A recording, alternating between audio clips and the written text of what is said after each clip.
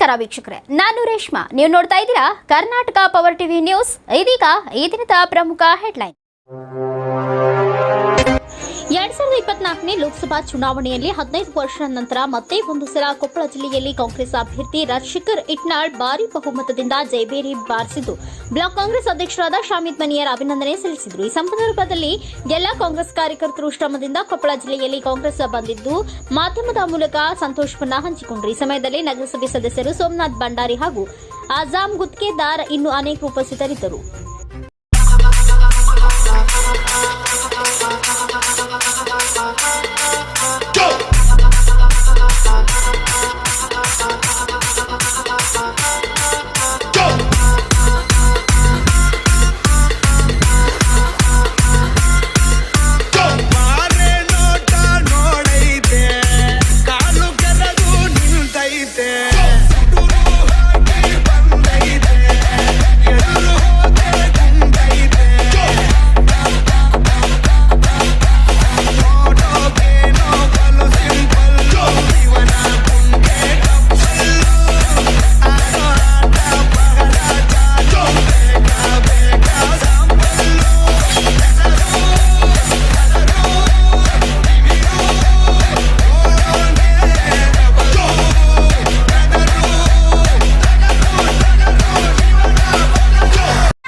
ಕೊಪ್ಪಳ ಲೋಕಸಭೆ ಕ್ಷೇತ್ರದ ಅಭ್ಯರ್ಥಿಯಾದಂಥ ರಾಜಶೇಖರ್ ಇಟ್ನಾಳ್ ಇವರು ಇವತ್ತು ಜಯವನ್ನು ಗಳಿಸಿದ್ದಾರೆ.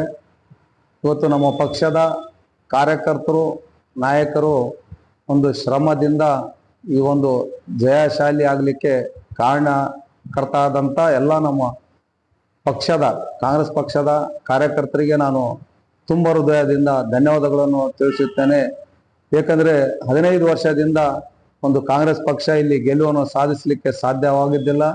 ಈ ಚುನಾವಣೆಯಲ್ಲಿ ನಮ್ಮ ಪಕ್ಷದ ಕಾರ್ಯಕರ್ತರು ಬಹಳ ಅಚ್ಚುಕಟ್ಟಾಗಿ ಈ ಒಂದು ಸಂಘಟನೆ ಮುಖಾಂತರ ಮತ್ತು ಗ್ಯಾರಂಟಿ ಕಾರ್ಡ್ಗಳನ್ನು ಮನೆ ಮನೆಗೆ ವಿತರಣೆ ಮಾಡುತ್ತಾ ಇವತ್ತು ನಮ್ಮ ಪಕ್ಷಕ್ಕೆ ಜಯಶಾಲಿಯನ್ನು ಮಾಡಿದ್ದಾರೆ. ಆ ಗ್ಯಾರಂಟಿ ಕಾರ್ಡ್ಗಳನ್ನು ವಿತರಣೆ ಮಾಡತಕ್ಕಂಥ ಎಲ್ಲ ನಮ್ಮ ಪಕ್ಷದ ಕಾರ್ಯಕರ್ತರಿಗೆ ನಾನು ತುಂಬ ಹೃದಯದಿಂದ ಧನ್ಯವಾದಗಳನ್ನು ತಿಳಿಸುತ್ತಾ, ಈಗಾಗಲೇ 15 ವರ್ಷದಿಂದ ಒಂದು ಬಿಜೆಪಿ ಸಂಸದರಾಗಿದ್ರು, ಇವತ್ತು ಮೋದಿ ಹವಾ ಇದೆ ಅಂತಕ್ಕಂಥ ಒಂದು ಮಾತನ್ನು ಹೇಳ್ತಿದ್ರು. ಅದು ಎಲ್ಲ ನಮ್ಮ ಕಾಂಗ್ರೆಸ್ ಕಾರ್ಯಕರ್ತರ ಹೊಡೆತಕ್ಕೆ ಕೊಚ್ಚಿ ಹೋಗಿದಿರ್ತಕ್ಕಂಥ ತಾವೆಲ್ಲರೂ ಗಮನಿಸ್ತಾ ಇದ್ದೀರಿ.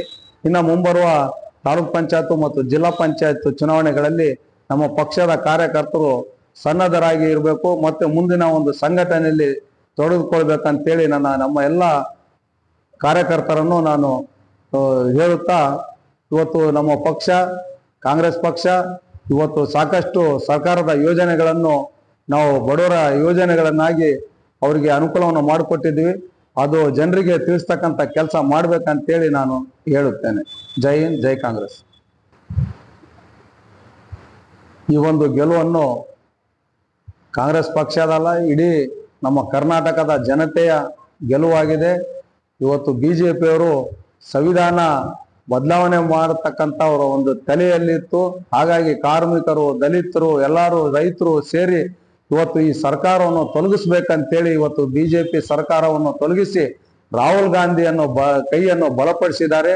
ಅದಕ್ಕೆ ನಮ್ಮ ರಾಜ್ಯದಲ್ಲಿಯೂ ಸಹ ಮಾನ್ಯ ಮುಖ್ಯಮಂತ್ರಿಗಳು ಮತ್ತು DK ಶಿವಕುಮಾರ್ ಇವರ ಒಂದು ಸಂಘಟನೆಯಿಂದ ಇವತ್ತು ನಾವಿಲ್ಲಿ ಜಯವನ್ನು ಸಾಧಿಸಿದ್ದೇವೆ ಅಂತಕ್ಕಂಥ ಮಾತನ್ನು ಹೇಳುತ್ತಾ ನಮ್ಮ ಕಾರ್ಯಕರ್ತರಿಗೆ ತುಂಬ ಹೃದಯದಿಂದ ಧನ್ಯವಾದಗಳನ್ನು ತಿಳಿಸುತ್ತೇನೆ.